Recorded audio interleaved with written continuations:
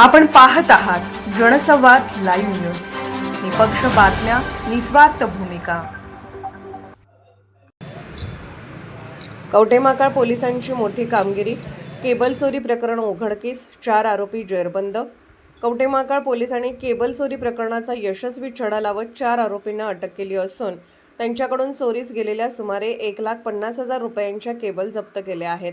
मिळालेल्या माहितीनुसार फिर्यादी तानाजी यशवंत धुळगावकर यांच्या शेत परिसरातील विहिरीतील मोटारीच्या केबल तसेच विद्युत वाहिन्यांच्या केबलची चोरी झाली होती. या प्रकरणी कवठेमहांकाळ पोलीस ठाण्यात भारतीय न्याय संहिता कलम 303-2-3-5 अन्वये गुन्हा दाखल करण्यात आला होता. गुन्ह्याचा तपास सुरू असताना पोलीस कर्मचाऱ्यांना मिळालेल्या गोपनीय माहितीच्या आधारे संशयितांचा शोध घेण्यात आला. त्यानुसार सावळी तालुका मिरज जिल्हा सांगली येथील 4 युवकांना ताब्यात घेऊन चौकशी करण्यात आली. चौकशीत त्यांनी चोरीची कबुली दिल्याचे पोलिसांनी सांगितले.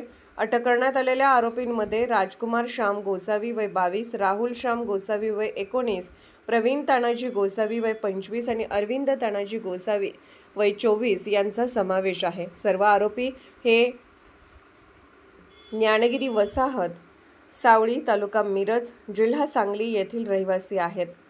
या कारवाईत आरोपीकडून चोरीस गेलेल्या केबल जप्त करण्यात आल्या असून पुढील तपास सुरू आहे.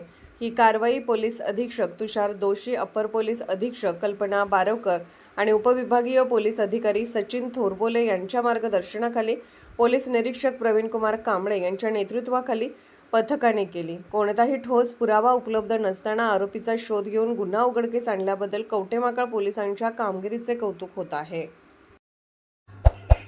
जनसंवाद लाईव्ह न्यूज चॅनलला लाईक करा, शेअर करा आणि सबस्क्राईब करा.